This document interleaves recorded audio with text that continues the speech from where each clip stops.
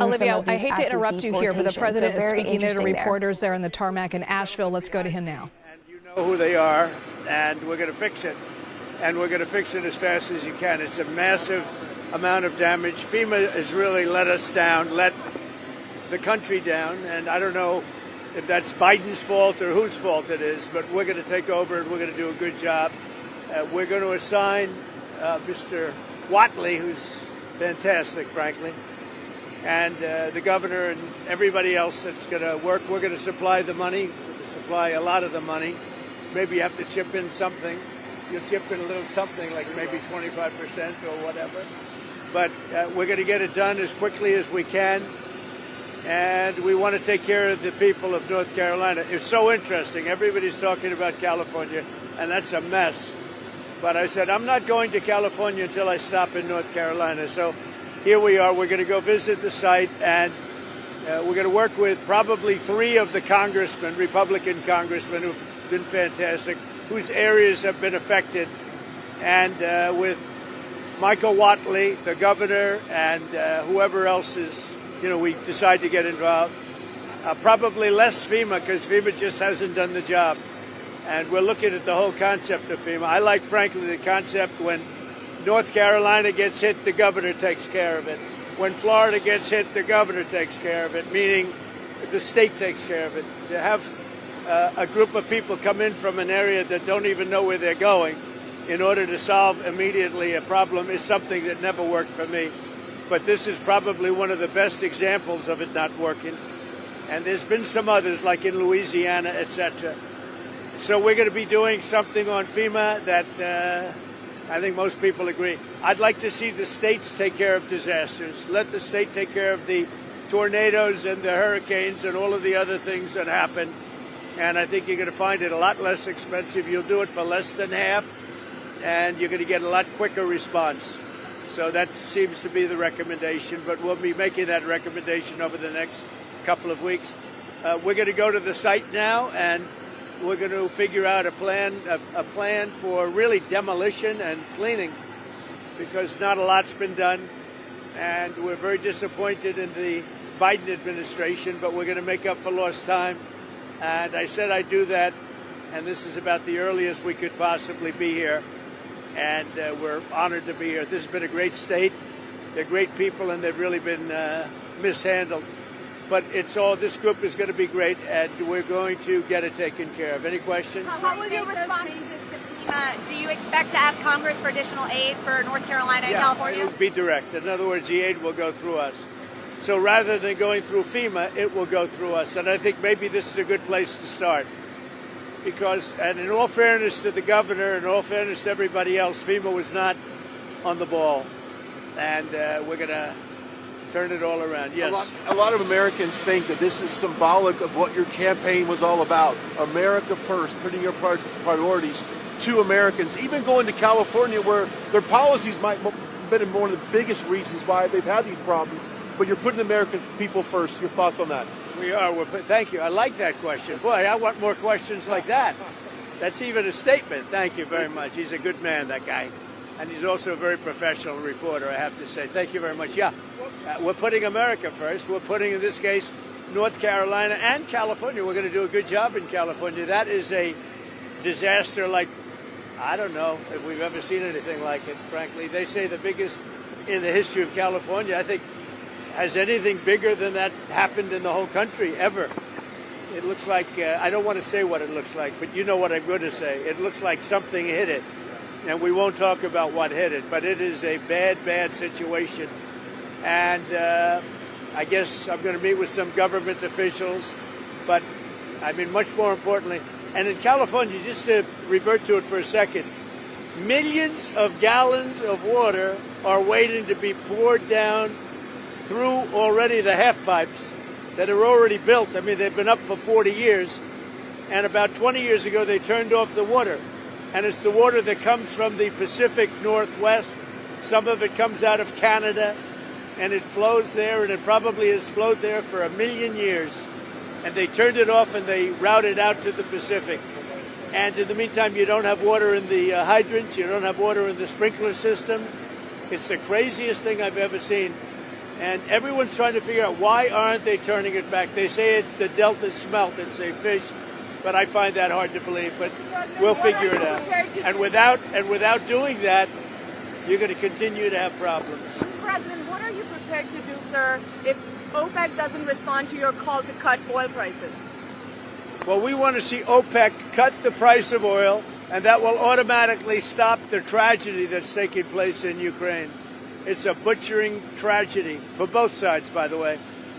A tremendous number of Russian soldiers are dead, tremendous number of Ukrainian soldiers, and a lot of people are dead from the bombing of the cities. But right now it's just bullets whacking and hitting men, mostly men, almost in all cases men. And over 1 million men are killed, and they're losing thousands of people a week. It's crazy. It's a crazy war, and it never would have happened if I was president. It would never have happened. This is crazy that it happened, but we want to stop it. Now, one way to stop it quickly is for OPEC to stop making so much money and to drop the price of oil, because they have it nice and high. And if you have it high, that war's not going to end so easily. So OPEC ought to get on the ball, and they ought to drop the price of oil, and that war will stop right away. Mr. President, funding to Los Angeles because of its sanctuary city policy? I want to see two things in Los Angeles: voter ID, so that the people have a chance to vote, and I want to see the water be released and come down into Los Angeles and throughout the state. Those are the two things. After that, I will be the greatest president that California has ever seen. I want the water to come down and come down to Los Angeles, and also go out to all the farmland that's barren and dry. You know, they have land that they say is the equivalent of the land in Iowa, which is about as good as there is anywhere on earth. The problem is it's artificial, because they artificially stop the water from going onto the land. So I want two things. I want voter ID for the people of California, and they all want it. Right now you don't have voter ID. People want to have voter identification. You want to have proof of citizenship. Ideally, you have one-day voting, but I just want voter ID as a start, and I want the water to be released, and they're going to get a lot of help from the U.S. Thank you very much. I'll see you in a little while. We'll see you at the site. We'll see you at the site. Tell us more about the deportation flights. Where are they going from? Where are they going to? Deportation's going very well. We're getting the bad, hard criminals out. These are murderers. These are people that have been as bad as you get, as bad as anybody you've seen. We're taking them out first. Thank you. Thank you. Thank you, Press. Move to the dress. Is President Trump there on the tarmac in Asheville, North Carolina. He landed just moments ago there to tour the devastation left behind by Hurricane Helene. Later on today, he's going to get a briefing from state and county officials and emergency officials on the relief efforts there. And then later on today, he's going to head to Southern California. It's worth noting, though, in his remarks when he first spoke to reporters, it was all about criticizing FEMA and what the role that they were playing and the relief efforts for the people who were devastated by those hurricanes. So I want to bring in CBS News national correspondent Dave Malkoff, who's been following the president on the ground there in North Carolina. It's worth noting, Dave, that you also were on the ground there when the hurricanes came, and then also you've covered extensively the relief efforts to help these communities come back. I mean, there's so much devastation still left behind.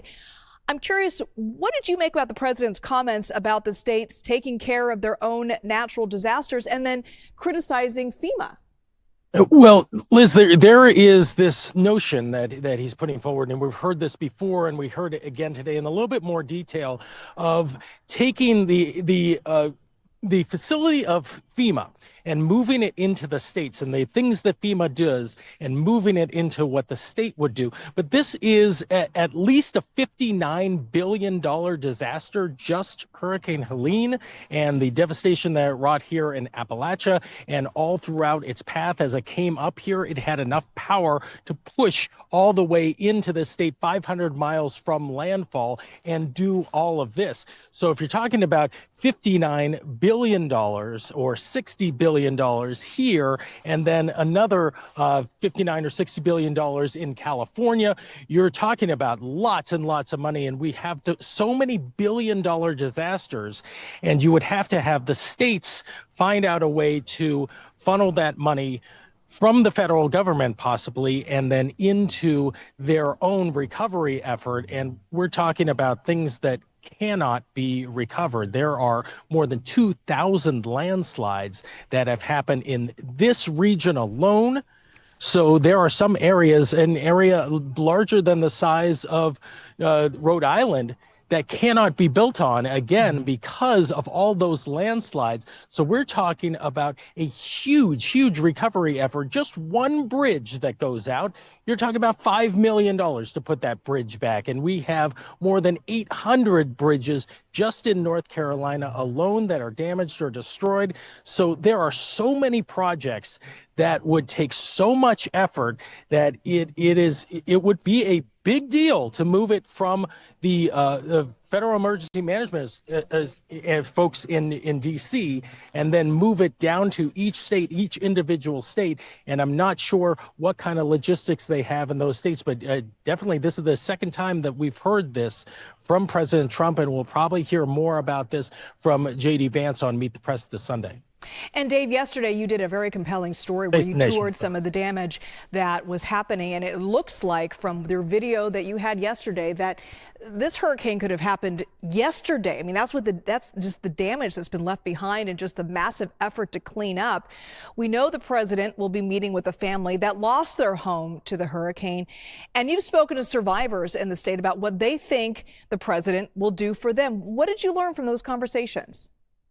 Yeah, a lot of people were just surprised by this hurricane coming up all the way into their area. They haven't seen anything like this in at least 108 years. That's the last time something this big has happened. We talked to a couple who his home was destroyed. This is Chris and Tracy, and his home was destroyed. And then now he's living in a trailer with his girlfriend. And we asked them, what do you think about President Trump coming to this area? And this is what they told us. We can't wait for Trump to come. We can't wait for Trump. I'm glad he's back in office. We voted for Trump. Big time. We voted for Trump. Big time. We really believe he's going to help here. He's going to help everything. Here. He's going to make changes, good changes with everything. What kind of changes would you like to see? Like I said, people out of tents at least. At least, if nothing else. Shelter. Yeah, at least that. Like that. And try to get more big equipment here to move clean up some of the rivers and the creeks, because. And all the damages. Yeah.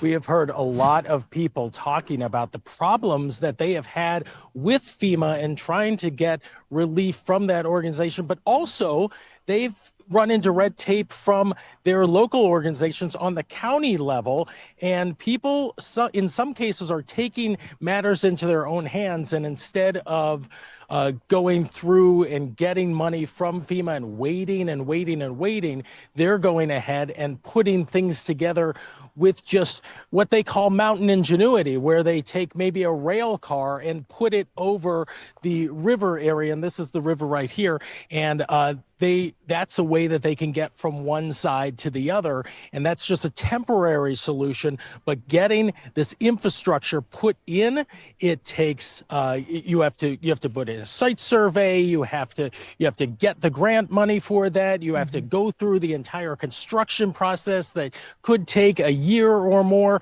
So these things take a long time to recover, but we have heard that a lot of people frustrated by getting money from FEMA, and there is this program where you can get money for your house if it is deemed that it's unlivable in that area, and they can buy you out in a certain way, and that comes from the federal government as well, and they have had a lot of success with that. But we've heard on both sides, we've heard people who did get money from FEMA and were happy about it, and people who did not, and they are still waiting. But there are a lot of people here who are suffering, and they have a lot of hurt, and they're seeing the president come through here, and they're thinking, Well, maybe that's one solution that could happen here in North Carolina and in the whole western North Carolina into Tennessee area. Yeah, it was worth repeating what that couple mentioned. You know, the hurricane happened 4 months ago and people are still living in tents in that area. Dave Malkoff covering all things from Trump's visit there in Asheville, North Carolina. Thanks so much, Dave.